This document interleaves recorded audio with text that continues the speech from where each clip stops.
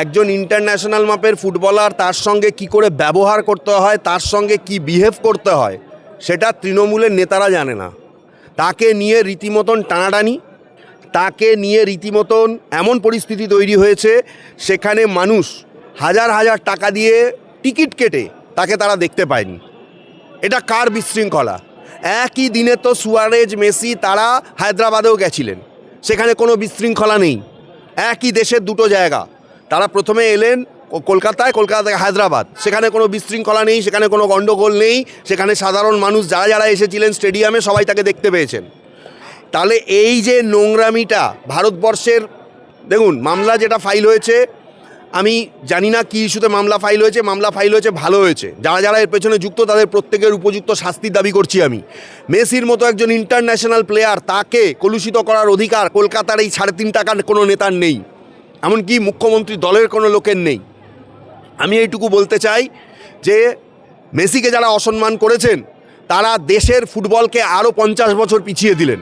তারা চান না পশ্চিমবঙ্গে, এখানে আমরা দেখতে পাই ইস্টবেঙ্গল, মোহনবাগান, মহামেডান, এদের নিয়ে লোকে চিৎকার চেঁচামেচি করছে। আসলে আমরা সেই ইস্টবেঙ্গল, মোহনবাগান, মহামেডানের মধ্যেই পড়ে রয়েছি। মেসি একজন এত বড় ফুটবলার, সাধারণ মানুষ তাকে দেখতে চেয়েছেন, তাহলে তোমরা টিকিট বিক্রি করেছিলে কেন যদি মিসম্যানেজমেন্ট হয়?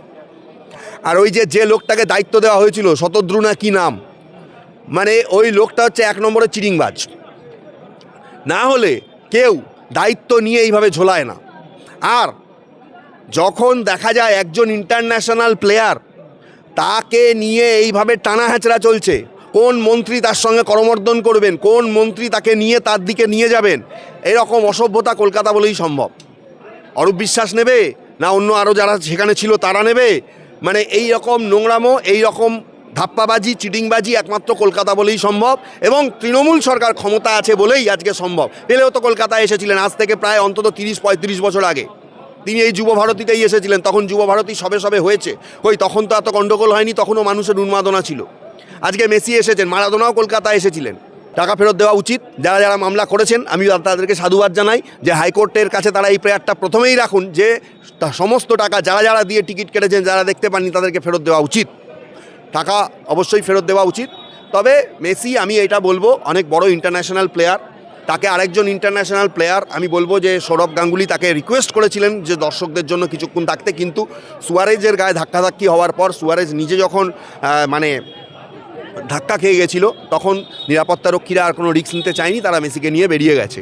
কলকাতার মানুষের আবেগকে নিয়ে তৃণমূল খেলা করেছে, তৃণমূলের নেতারা খেলা করেছে, যেভাবে তারা ভোট নিয়ে খেলা করে সেইভাবে একজন ইন্টারন্যাশনাল প্লেয়ারকে নিয়ে খেলা করেছে। এবং এই খেলা করার জন্য তারা মেসিকে অপমান করলো না, তারা আর্জেন্টিনা ফুটবলকে অপমান করলো, ভারতীয় ফুটবলকে অপমান করলো, এবং আমার মনে হয় ভারতীয় ফুটবলকে 50 বছর পিছিয়ে দিল।